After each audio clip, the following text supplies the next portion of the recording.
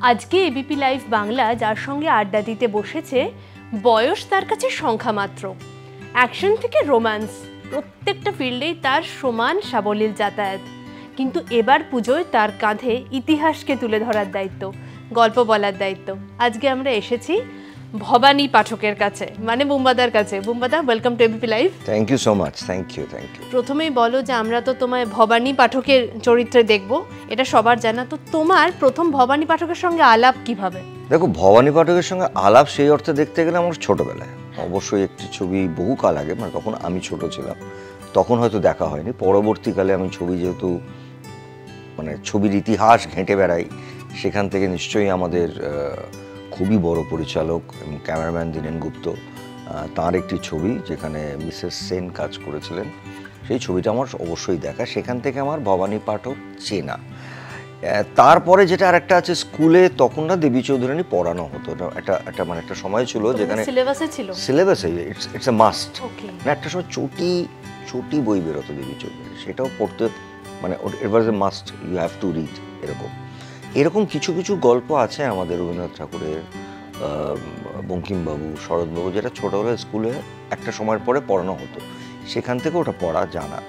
And thirdly, Bhabani পাঠক আমার কাছে সেই সময় থেকে, বিশেষ করে যখন আমি মিসেস সেনের বা দীনেন জেঠুর দেবী চৌধুরানী দেখেছিলাম, তখন থেকেই আমার খুব ওটা প্রিয় একটি চরিত্র মনের মধ্যে গাঁথা ছিল। মানে তখনও ভাবিনি যে কোনোদিন আমি ভবানী পাঠক করবো, আসবে আমার কাছে। ভবানী পাঠক নয়, কিন্তু ভবানী পাঠকের আর এক রকম চেহারা নিয়ে, অন্য নাম নিয়ে আনন্দমঠ হয়েছিল, সেটা পৃথ্বীরাজ কাপুর করেছিলেন। তার গান আজও ভাইরাল, বন্দে মাতারাম গানটা, মানে ভারত, সারা পৃথিবীতে প্রথম 10টা গানের মধ্যে ওই গানটা আসে। আমি জানি না কত মানুষ জানেন সেটা। আর একটা জিনিসও তোমাদের বলতে চাই, যে তোমরা নিশ্চয়ই জানো যে সত্যজিৎ বাবু যেরকম বলেছিলেন, নায়ক আমি করব না মহানায়ককে ছাড়া, উনি কিন্তু দেবী চৌধুরানী করতে চেয়েছিলেন, এটা রেকর্ডেড আছে। এবং সেটাতে ওনার একটাই বক্তব্য ছিল, যদি মিসেস সেন করেন তাহলে দেবী চৌধুরানী, সেটা হয়ে ওঠেনি। তো মানে এই চরিত্র বা এই মলাট বা এই উপন্যাসটি এতটাই গুরুত্বপূর্ণ, তাই জন্য আমার কাছে মনে হয়েছিল যে ভবানী পাঠক যখন আমার কাছে এসেছিল করার জন্য, আমি যতটা পড়াশোনা, ওনাদের সম্পর্কে না প্রচুর জায়গায় অনেক কিছু লেখা নেই, মানে কারণ তাই কারণেই কাজগুলো করা, যে এটা শুধুমাত্র তো বাংলার নয়, এই গল্পটা তো আসলে ভারতবর্ষের স্বাধীনতার গল্প। মানে আমি কদিন আগে খেসরি 2 যখন দেখলাম, আমি তো সত্যি অবাক হয়ে গেছিলাম, এই লয়ারটা সম্পর্কে তো আমরা কেউ জানি না। ছবিটা দেখতেই আমরা আবার তখন তাকে গুগল করছি, জানছি। এইভাবে না দেবী চৌধুরানী বোধহয় আজকের দিনে, বিশেষ করে আজকের প্রজন্মের কাছে খুব খুব ইম্পর্ট্যান্ট এই ছবিটা দেখা। কারণ আমি যে দেশটায় বাস করছি, যে মাটিতে বাস করছি, যে জায়গাটায় আমি বিলং করছি, সেটা কোথার থেকে আমরা আজকে এখানে এসেছি, সেটা জানা বোধহয় খুব প্রয়োজন। ভবানী পাঠক এটা খুব, কি বলবো, মানে আমার কাছে একটা, আমার কিছু কিছু চরিত্র আমি জীবনে পেয়েছি, আমি বলি যেগুলো ঈশ্বরের আশীর্বাদ পাইয়ে দিয়েছেন ঈশ্বর, সেরকম ভবানী পাঠকও একটা এরকম। এই ভবানী পাঠক হয়ে ওঠা, এইটা তো একটা ট্রান্সফরমেশন ছিল, মানসিক এবং শারীরিক। সেই ট্রান্সফরমেশনটা যদি আমি জানি, হয়তো সবটা বলা সম্ভব নয়, যদি এটা দীর্ঘদিন লাগে, আসলে এইগুলো করতে দীর্ঘদিন লাগে, বিশেষ করে যখন এই ধরনের গুরুত্বপূর্ণ চরিত্র আমি পাই। আমি এটাকে খুব ইজিলি নিতে পারি না। হয়তো 25 বছর আগে একটা ছিল, যেখানে আমি সকালে বেরোতাম, শার্ট প্যান্ট চেঞ্জ করে করে চরিত্র, মানে পার্টগুলো করতাম, সেগুলো সুপারহিট হতো, কিন্তু সেটা আমি বলছি না। কিন্তু তখন একটা অন্য ফ্লো। এখন আমি যে ধরনের চরিত্র করি, বা আমি যখন এই ধরনের চরিত্র পাই, আমি অবশ্যই একটা মেডিটেশনের লেভেলে যাই। কারণ বিশেষ করে তুমি খুব কম চরিত্র পাবে, আমি ব্লেসড, আমি এই কারণে বারবার বলি, যেটার মধ্যে একটা স্পিরিচুয়াল ক্যারেক্টার, মানে আমাকে নিয়ে রামকৃষ্ণ করতে চেয়েছেন অনেকে, কারণ ওই লালন বলি, অ্যান্টনি ফিরিঙ্গি বলি, কিন্তু সবই তো সাধক। সেই জায়গার থেকে ভবানী পাঠকও কিন্তু বিশাল বড় সাধক ছিলেন, এবং তিনি কালীর পূজারী। কিন্তু এই সাধক মানুষটা কি ছিল, তিনি বিশ্বাস করতেন যে হাতে লোহার অস্ত্র তুলে নিতে হবে, এবং ফাইনালি সেই লোহার অস্ত্রটা নারীর হাতে তুলে দেন, কারণ তার মধ্যে সেই পাওয়ারটা উনি পেয়েছিলেন। মানে উনি প্র্যাকটিক্যালি ওটাকে মানে হয় না যেন ঋতুদার একটা প্রসেনজিৎকে হঠাৎ খুঁজে পেয়েছিলেন, সেরকম ভবানী পাঠকও ওই দেবী চৌধুরানী, মানে তখন দেবী চৌধুরীর নাম না, প্রফুল্ল, তার মধ্যে ওই পাওয়ারটা খুঁজে পেয়েছিল এবং তাকে তৈরি করে। আমার মনে হয় এই ধরনের পাওয়ারফুল চরিত্র করতে গেলে একটা শুধুমাত্র অভিনয় নয়, অভিনয় মানসিক ভাবে আমি সবসময় ওই সময়টা সরিয়ে নিই, প্রায় মাসখানেক দেড় আগ থেকে সব কিছুর থেকে সরে যাই। আর একটা জিনিস আছে জানো তো, তোমার চোখ কথা বলে। এই ধরনের চরিত্র করতে গেলে তোমার চোখ খুব ইম্পর্ট্যান্ট রোল প্লে করে। আমার এমনিতেই আমার একটা হ্যাবিট আছে, আমি বলবো না যে আমি স্পিরিচুয়াল, বাট আমি যখন একলা বসে থাকি আমি ঠাকুরের ছবি বা আমার মার দিকে তাকিয়ে থাকি, এটা আমার এমনি হ্যাবিট। এই ছবিতে আমার সঙ্গে আমার সঙ্গী হচ্ছে মা কালীর এত বড় একটা মূর্তি, এটা আমার এই ছবির একটি চরিত্র। তো আমি যখনই সেটে যেতাম না, অত বড় একটা কালী ঠাকুরের মূর্তি তো আমি মনে তাকিয়ে বসে থাকতাম। সো লাইক আমি না সব কিছু ভুলে যেন একটা মনে হয়, আমি চেষ্টা করতাম সারাদিনের কোনো অন্যরকম স্ট্রেস, ফোন নয়, কিছু নয়, মানে I just wanted to belong, ওই জায়গাটায় বিলং করতাম। আর তারপর অ্যাকশন, ধরো অ্যাকশনটা আমার প্রচুর করা, বাট হ্যাঁ এই ছবিতে অনেক দিন পরে আমি খুব ভালো অ্যাকশন করেছি, কিন্তু এই অ্যাকশনটা না দলগত অ্যাকশন, মানে ইটস নট একজন নায়ক বা একজন নায়িকা মারামারি করছে, এটা নয়। এই পুরো ছবিতে কোরিওগ্রাফিটা কিন্তু অনেকের একসাথে, এবং আমি এতটুকু বাড়িয়ে বলছি না, আমি তো করেছি, I give my salute to the girls, মানে শ্রাবন্তী বলি, বিবৃতি বলি, আরও কিছু মেয়েরা আছেন, তারা তারা তারা মারামারি করেননি কোনো দিন, তারা যেভাবে নিজেরা পরিশ্রম করেছেন এবং যেভাবে শিখেছেন, আমি বলছি দ্যাট উইল রিফ্লেক্ট। এবং আমাকেও আমাদের পরিচালক একটু খুঁতখুঁতে দেয়, মানে এরম না যে আমরা ভেরি সিনেম্যাটিক ফাইট করেছি, কমার্শিয়াল কিন্তু সিনেম্যাটিক নয়, তো ওইগুলো তো আমাকে শিখতে হয়েছে। কিন্তু আমি ইভেনচুয়ালি আমারটা সুবিধা, আমি লাঠি খেলা জানি, আমি লাঠি খেলা জানতাম, আমি তরবারি আমি যে কোনো ধরনের তরবার আমি ব্যবহার করতে পারি, কারণ এগুলো আমাকে কমার্শিয়াল ছবিতে শিখতে হয়েছিল, তরবারি বলো, ফেন্সিং বলো। সো এইটার কিছুটা সুবিধা তো আমার একটু হয়েছে। কিন্তু আমার ভবানী পাঠকের যে চরিত্রের কামনেস,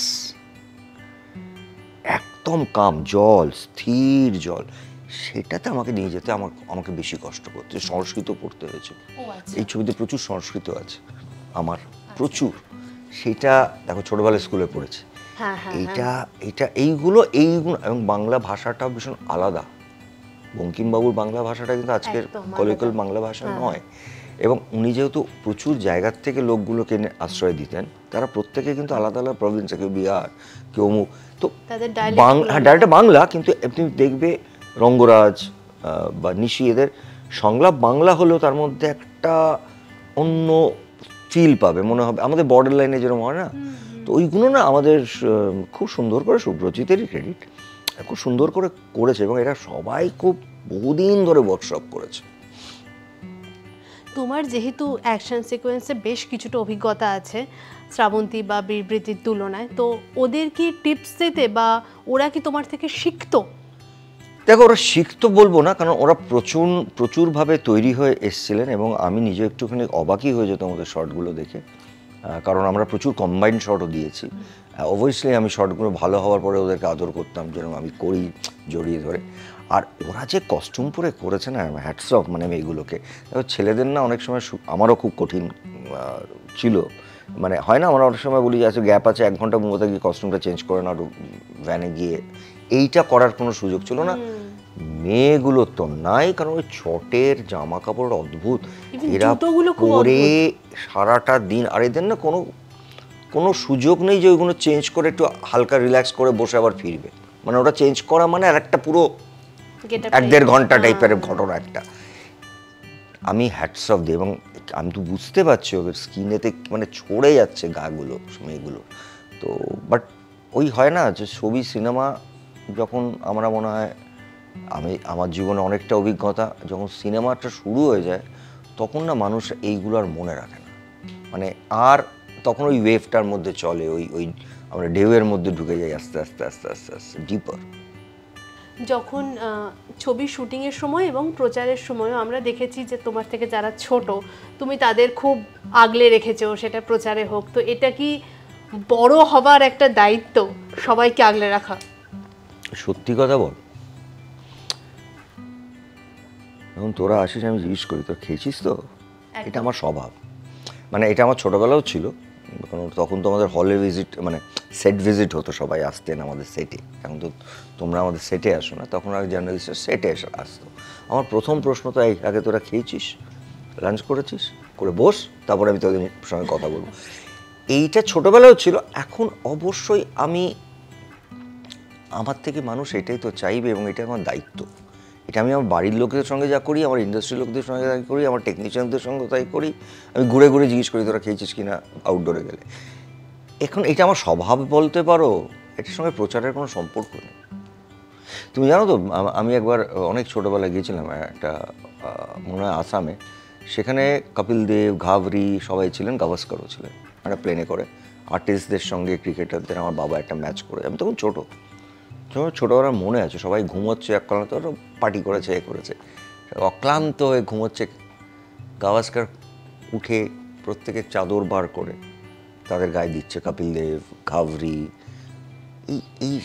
এইটা আমার বাবার কাছ থেকে শোনা। ছবি বিশ্বাস যখন আউটডোরে যেতেন, উনি দেখতেন উত্তম জেঠু ঘুমোলে তার ট্রেনে করে তার গায়ে চাদর দিতেন, আমার বাবা, বুড়ো জেঠু।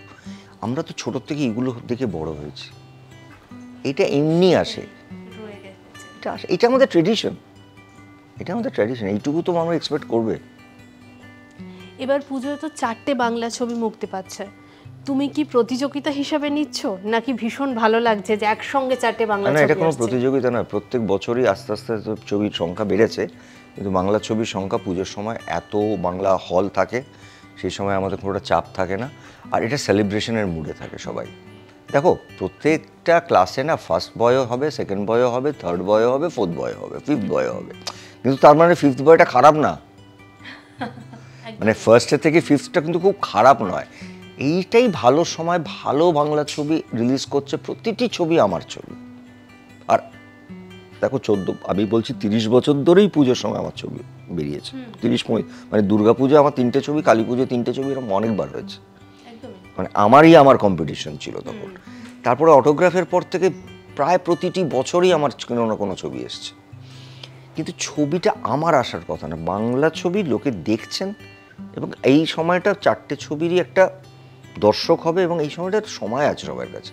ইটস দ্য বিগেস্ট ফেস্টিভ্যাল আমাদের জন্য। তো আমার মনে হয় এটা কম্পিটিশন নয়, এটা প্রত্যেকের মতন ডিউ পাবে, এবং এটা মানুষজন এই সময়টা ছবি দেখতে পছন্দ করেন, যেন গান শুনতে পছন্দ করেন, ভালো ভালো রেস্টুরেন্টে যান। This is a time we should enjoy. তো ফেস্টিভ্যালে ভালো ভালো 4টে ছবি আসছে, লোকে দেখবেন। সেখানে মানে একসঙ্গে 4টে ছবি আসছে বলে কোথাও কি মানে কোনো ছবি মানুষ বেশি দেখবেন, কোনো ছবি একটু কম শো পাবে, এই রকম চাপ? দেখো, শো এর প্লাস মাইনাস তো একটু হয়ই, খুব স্বাভাবিক, এটা প্রত্যেকবারই হয়। তবে আমি যেটা মনে করি ব্যক্তিগতভাবে, আমি কথাটা বলছি, প্রত্যেকের নিজস্ব আলাদা ডিউ আছে। সেই ডিউটা যদি মেনটেন থাকে, তাহলে কিন্তু কারো কোনো গায়ে লাগবে না। মানে আমি যদি ভাবি আজকে বসে যে আমার একটি ছবি রিলিজ করছে, তার সঙ্গে জওয়ান রিলিজ করছে, আমার ছবিটা জওয়ানের থেকেও বেশি ব্যবসা করে দেবে, এইটা ভাবাটাও যেরকম অন্যায়, সেরকম আবার একটা অঙ্ক কি কঠিনের মতন ছবি যখন রিলিজ করে, সেই ছবিটা আমরা জানি এই কারণে রিলিজ করেছে, এই ছবিটা তার আস্তে আস্তে ধীরে ধীরে তার নিজের জায়গা তৈরি করবে। এই প্রত্যেকটা ছবির নিজস্ব ফেট আছে। মানে আমি যখন শঙ্খচিল করি, শেষ পাতা করি, আমি এটা ভেবে করি না যে আমার ছবির প্রথম দিন কত কালেকশন হবে। তাই জন্য আমি না প্রত্যেকটা জিনিসে খুব অভ্যস্ত। আমার দৃঢ় বিশ্বাস যে এই বছর পুজোতেও যে 4টে ছবি আসছে, তার 4টেরই আলাদা আলাদা মানের ছবি, এবং প্রত্যেকের মতন, মানে এখানে যেন একটা ইতিহাস আছে, ওইদিকে একটা খুব বড় একটা কমার্শিয়াল ধরনের একটি বড় ছবি, যেটা রঘু ডাকাত, শিবু নন্দিতা দিয়ে আমাদের এত বছর ধরে ভালো ভালো ছবি দিয়ে আসছেন, তার একটা অনেকের ছবিটা তার একটা আলাদা মানের ছবিও বানায় ভীষণ। আর আমি যেটা বারবার বলছি, বাঙালিরা এই সময়টা ছবি দেখতে পছন্দ। এটা না যদি কোনো রকম সমস্যা হয়, আমি সবসময় বলি ফ্যামিলিতেও হয়, আলোচনা করো, যত আলোচনা করবে মিটে যাবে জিনিসটা। আলোচনা না করলে কিন্তু এই তখন মনে হবে আমি পেলাম না, এটা হয়। আর আমার প্রযোজক, সত্যি কথা বলছি, এটা মানে বাকিরা যারা প্রযোজনা করে যে 3টে ছবি আছে, তারা খুব এস্টাবলিশড। সমস্যা হচ্ছে আমাদের এই ছবিটা সত্যি একটা প্রায় 8-10 কোটি টাকার ছবি, এবং 3জন আমার কাছে তারা বাচ্চাই, মানে দে আর ইন 35-40s, তারা এই ছবিটার পাশে দাঁড়িয়ে মানে খুব অন্তর থেকে কোনো ইয়ে না করে ছবিটা বানিয়েছেন। আমরা তো চাই যে নতুন প্রযোজক ইন্ডাস্ট্রিতে আসুক, থাকুক, তারা ইউএসএতে থাকে, তারা এসে এরকম একটা সাহিত্য নিয়ে কাজ করেছে। তো আমার একটা দায়িত্ব হচ্ছে যে যতটা পারি ওদের পাশে দাঁড়ানো, ওদের সঙ্গে থাকা। তুমি যখন বিভিন্ন জায়গায় প্রচারে গিয়েছো, শ্রাবন্তীকে নিয়ে, বিবৃতিকে নিয়ে, দেবও একটা বেঙ্গল ট্যুর করছে, গার্লস টিম নিয়ে, আমাদের টিমটা পুরো গার্লস। তো সেখানে সোশ্যাল মিডিয়ায় কিন্তু অনেক অনুরাগীরা বলছে সবাই এইভাবে বেঙ্গল ট্যুর করছে, এটা কপি হয়ে যাচ্ছে। এটা নিয়ে তুমি কি বলবে? মানুষের কাছে পৌঁছে যাওয়া কি কপি করা? না, হয়তো অনেকে জানেন না যে আজ থেকে 20 বছর আগে, 25 বছর আগে আমরা এটা করতাম।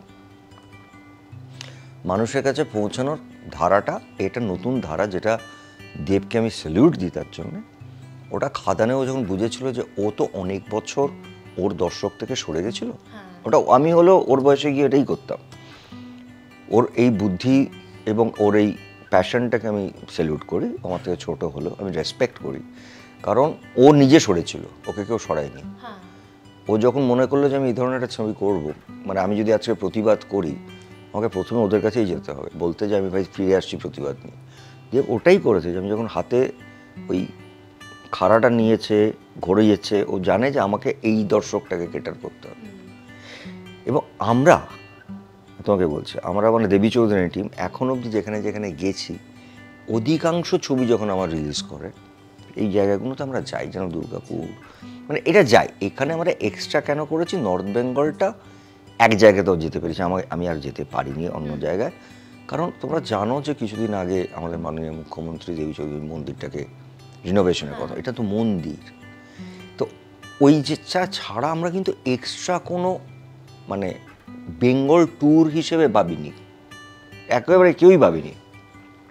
কিন্তু কিছু কিছু জায়গা আছে যেখানে এখন বাংলা ছবির হল খুলছে, এটাও বুঝতে হবে। এটাও গত 2-3 বছরে ছিল না, এখন বেশ কিছু জায়গায় খুব সুন্দর সুন্দর হল খুলছে। তাদের আমরা যেরকমভাবে আগে শুধু কলকাতাকে মাথায় রেখে আমাদের এটা জার্নিটা করতো, সেই হলগুলোর মানে খুলছে, মানে সেই দর্শকগুলোকে তো জানাতে হবে আমাদের ছবিটা আসছে। এইটার সঙ্গে এটা কোনো কপি নয়, কিন্তু যারা বলছেন এখন তো বলার কোনো শেষ নেই রে ভাই। এবং আমি যদি মনে করি যে একটা ভালো জিনিস কেউ করছে তার আমি কপি করব, তুই একটা ভালো জিনিস করেছিস সাকসেসটার জন্য না, তুই ভালো একটা জিনিস করেছিস, তুই ভালো সিনেমা বানিয়েছিস, আমি সিনেমাটাকে কপি করব, তাহলে অন্যায়টা কোথায়? একদম। আচ্ছা, পুজোয় যখন ছবি আসছে, তাহলে পুজো নিয়ে একটা প্রশ্ন রাখি, যে পুজোতে তো আমরা এনজয় করি, তুমি যখন প্রথম উপার্জন করতে শুরু করলে, তো ওই পুজোর সময় হয় না মা বাবাকে জিনিস কিনে দেওয়া? তো মা বাবাকে না, আমি জীবনে প্রথম আমি সাইনিং অ্যামাউন্ট পেয়েছিলাম 501 টাকা, এবং দুটি পাতার জন্য, এবং তখন আমি টেকনিশিয়ানস 1-এ ওই প্রথম টাকাটা পাই 501 টাকা সাইনিং অ্যামাউন্ট। ওইটা নিয়ে আমি শ্যামবাজারের সব থেকে যতটুকু কম দামের, মা ভীষণ সাদা লাল পেরে শাড়ি পরতে ভালোবাসতেন, আমার তখন 18-19 বছর বয়স, দুটি পাতা না 17 বছর, ওই 200 বা 250 টাকার মধ্যে মার জন্য একটা সাদা লাল পেরে শাড়ি কিনেছিলাম। ওইটা মানে প্রথম উপার্জন, সেটা কি পুজো উপলক্ষে নাকি প্রথম উপার্জনের জন্য? আচ্ছা, এবার পুজোটা সিনেমার বাইরে আর কিভাবে পরে 500 টাকা স্যালারি পেতাম স্টার্ট থেকে, ওর থেকে পুজোর জন্য মার জন্য জিনিস কিনতাম। এবার পুজোটা কিভাবে কাটবে সিনেমার বাইরে? হ্যাঁ, দেবী চৌধুরী আমার পুজোটা কিছুভাবে কাটে না, এইভাবে চলে যায় ম্যাক্সিমাম সময় পুজোতে ছবি নিয়ে। হ্যাঁ, মানে বাকিটা কলকাতায় থাকবো, হয়তো বম্বে যাবো, আমার বাবা এখনও পুজো করেন, একটা দুর্গা পুজো একদিনের জন্য হয়তো যাব, আর বাকিটা প্রমোশন। আর অষ্টমীর দিন আমি ভোগ খাই প্রত্যেক বছর, এটা নিয়ে আর ওই 1-4টে দিন টেনশন কাম ভালো লাগা নিয়ে থাকি। পুজোর জন্য আমার এবারে জন্মদিন অষ্টমীর দিন, সো এরা ছাড়বে না। তাহলে কি হবে জন্মদিনে? কি এরা বলতে পারে, আমার প্রোগ্রাম তো এরা বেটার বলতে পারবে, আমি কিছু বলতে পারি। মানে ছবির প্রমোশন হবে না বাড়িতে একটু না, আমার তো একটা বড় গ্রুপ আসে, এবার আমি সেটাও জানি না যে অষ্টমীর দিন তারা আসে, সকাল 7টার থেকে লোক আসে, তো সেটা আমি জানি না। বাড়িতে আমি থাকি, সকালে আমার গেট খোলা থাকে, প্রচুর মানুষ আসে, না মানে মানুষ মানে যারা আমায় ভালোবাসে, ফ্যান কথাটা আমি খুব ব্যবহার করি না, ওরা আমায় ভালোবাসে, ওদের জন্যই আমি। উপদা, তাহলে পুজো, ছবি, জন্মদিন, তিনটের জন্য আগাম শুভেচ্ছা। Thank you so much. তোমারও পুজোটা খুব ভালো করে কাটুক, এবং আমি চাই যে যারা আমাদের এই তোমাদের মাধ্যমে দেখছেন আমাদের এই গল্প করা আড্ডা মারা, তাদের প্রত্যেককে শারদীয়ার আমার শুভেচ্ছা, অভিনন্দন, বড়দের আমার প্রণাম।